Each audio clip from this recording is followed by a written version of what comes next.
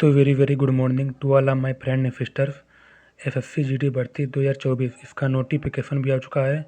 और अब क्वेश्चन आता है तैयारी तैयारी कहाँ से करनी है, कैसी करनी है, कितनी करनी है, कि आप लोगों का एक सीट पक्का हो जाए एसएससी जीडी भर्ती 2024 में।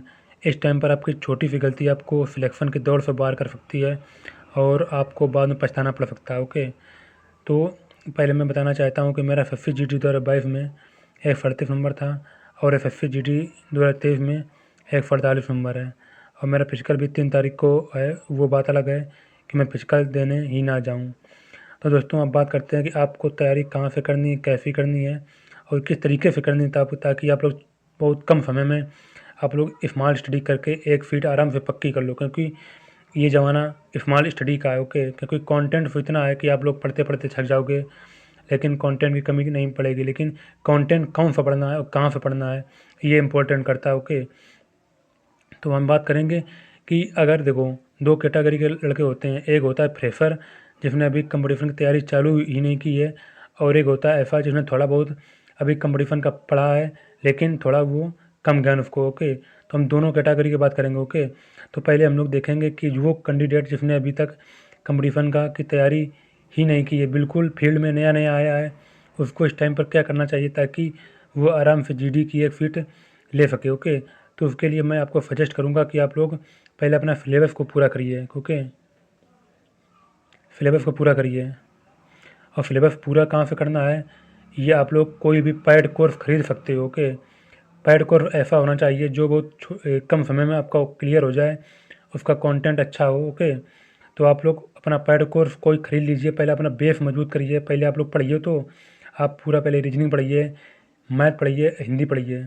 ओके, आप लोगों का कुछ बेस ही नहीं है तो आप लोग, अगर मैं आप लोगों से ये कह दूँ कि आप लोग ये पीडीएफ पढ़ लो, ये पढ़ लो, तो आप लोग भटक जाओगे और आपका कुछ नहीं होगा। ओके, तो पहले आप लोग एक बार अपना पूरा सिलेबस कंप्लीट कर लीजिए। उसके बाद आपको क्या करना है वो मैं आगे आपको बता दूँगा। ओके, और अगर आप पेड कोर्स नहीं लेना चाहते हैं तो आप लोग मेरे टेलीग्राम चैनल पर जुड़ सकते हैं। उसका मैं लिंक आपको डिस्क्रिप्शन में दे देता हूँ।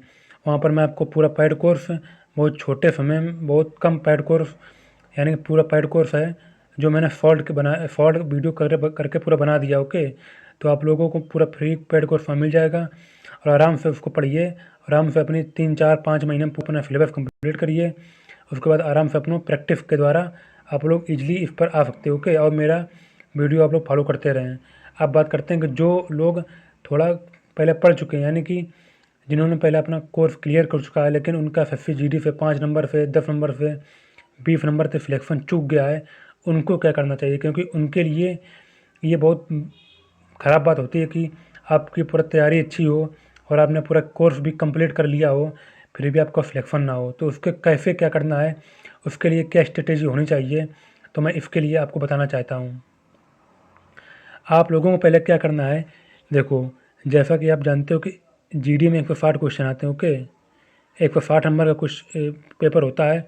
इसमें 80 क्वेश्चन होते हैं और 20-20 क्वेश्चन आपके 4 सेक्शन होते हैं। ओके, यहाँ पर हिंदी 20 नंबर की, मैथ 20 नंबर की, रीजनिंग और 20 नंबर की जीके जीएस। ओके, अब जब बात आती है कि आपकी हिंदी, मैथ, रीजनिंग और जीके जीएस, हमको इन 3 चीज़ों को टारगेट करना होता है। क्योंकि इन 3 चीज़ों पर आप कम समय में अच्छा कमांड कर सकते हो। लेकिन जीके ऐसा टॉपिक होता है जिसमें आपको टाइम चाहिए पढ़ने के लिए और थोड़ा लंबा समय चाहिए, तभी आप लोग जीके में अच्छा कमांड कर सकते हो।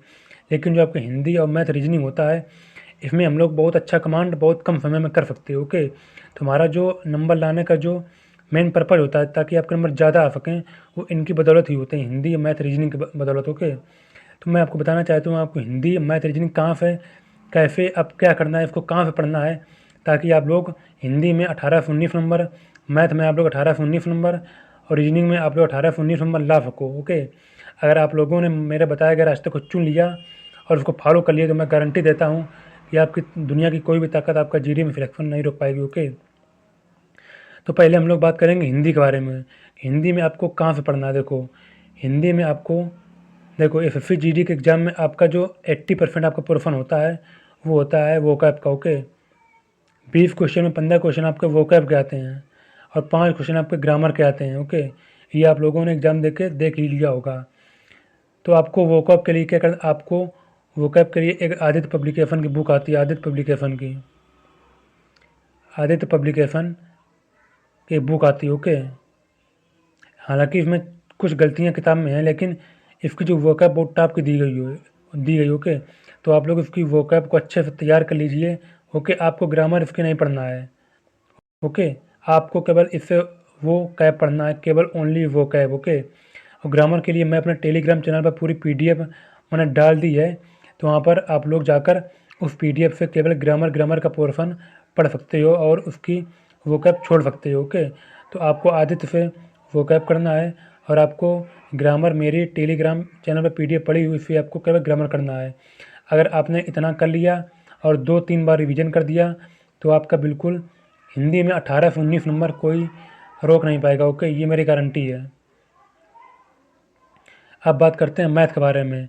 मैथ में आप लोग अपना सिलेबस कंप्लीट कर चुके होंगे, वो मैंने आपको पहले ही बता दिया था। ओके, आपका पूरा सिलेबस कंप्लीट है, आपने नोट्स भी बनाए होंगे। ओके, बस आपको क्या करना है, आपकी जो गलतियाँ हैं, ओके, आपको जो क्वेश्चन बार बार गलत होता है उस क्वेश्चन को आपको अपनी कॉपी में लिखना है। ओके, जिस टॉपिक का आपको क्वेश्चन गलत होता है उस टॉपिक का नाम अपनी कॉपी में लिखो और उस टॉपिक को अगले दिन उसकी प्रैक्टिस करो, उस टॉपिक को पढ़ो अच्छे से। ओके, ऐसा पढ़ो कि आगे उसके बाद उस टॉपिक को पढ़ने के बाद आगे आपकी गलतियाँ बिल्कुल भी ना हो। ओके, आपको ये करना, आप लोग ऐसे जब करोगे 2-3 महीने में तो आपके ऐसे सारे टॉपिक ही ख़त्म हो जाएंगे कि जिन पे आपकी गलतियाँ होती हैं, और जब टॉपिक ही ख़त्म हो जाएंगे और आपकी गलतियाँ भी ख़त्म हो जाएंगी तो आप लोग मैथ के हीरो हो जाओगे। ओके, क्योंकि आपके नोट्स भी बन चुके हैं और आप लोग सिलेबस पहले से अपना कंप्लीट कर चुके हो। ओके, और मैथ में प्रैक्टिस कंपलसरी है, मैथ आपकी प्रैक्टिस से ही मैथ अच्छी होती है, मैथ का और कोई तोड़ नहीं। ओके,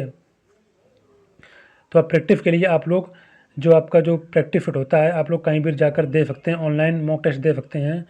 तो मैं किसी का आपको सजेस्ट नहीं करता हूँ, सारे अच्छे हैं, लेकिन आप लोग टेक्स्ट बुक का दे सकते हैं क्योंकि टेक्स्ट बुक का जो लेवल होता है वो एग्ज़ाम ओरिएंटेड होता है। ओके, अब बात करते हैं रीजनिंग के बारे में। रीजनिंग में भी आप लोगों ने पूरा सिलेबस कंप्लीट किया होगा और आपके नोट्स बने होंगे। ओके, लेकिन लगभग रीजनिंग सभी की अच्छी होती है, लेकिन आपके जो टॉपिक कमज़ोर होते हैं, ओके, आप केवल उनकी प्रैक्टिस कर लो स्टार्टिंग में। जब आपको लगने लगे कि उनकी प्रैक्टिस सफिशिएंट हो चुकी है तो आप लोग फिर उसके बाद मॉक टेस्ट देना शुरू कर दीजिए। ओके, जब आप मॉक टेस्ट दोगे तो आपको अनुभव हो जाएगा और आपकी रीजनिंग आपकी उंगलियों पर नाचेगी। ओके, आपको जो टॉपिक वीक लगते हैं, कमज़ोर लगते हैं, उसकी प्रैक्टिस पहले अच्छे से कर लो, उसके बाद मॉक दो। ओके, ऐसे आपकी धीरे धीरे गलतियाँ कम हो जाएंगी और आपका बिल्कुल रीजनिंग में आपका 18 से 19 नंबर आराम से आप अटेंड कर लोगे। ओके,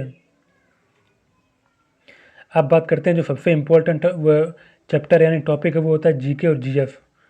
जीएफ आपको कहाँ से पढ़ना है? ओके, देखो, जीके जीएफ को आपको यदि आप एसएससी जीडी की तैयारी कर रहे हो क्या भाइयों, तो आपको जीके जीएफ हर जगह पे थोड़ी थोड़ी पढ़ना है, यानी कि मैं आपको जहाँ से बताता हूँ आपको वहाँ से वो चीज़ पढ़ना है। ओके, देखो, आप लोग पॉलिटी के लिए आप लूसेंट की जो बुक है वहाँ से आप लोग केवल पॉलिटी पढ़िए, पॉलिटी और पूरा साइंस है।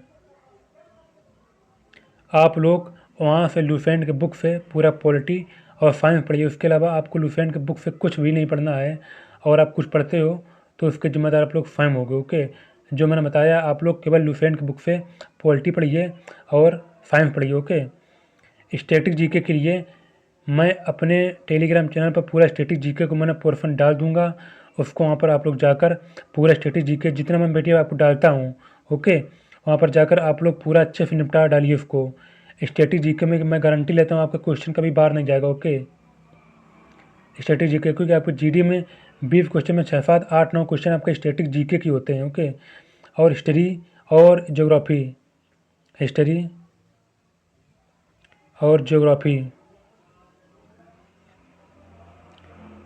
ये आपको कहाँ से पढ़ना है इसके लिए मैं आपको बताना चाहता हूँ कि आप लोग RWA ऐप पर जाइएगा, वहाँ पर फ्री पैड कोर्स पर क्लिक करिए, फ्री पैड कोर्स पर क्लिक करिएगा। फ्री पैड कोर्स में क्लिक करने के बाद वहाँ पर आपका एक पड़ा है चयन बैच।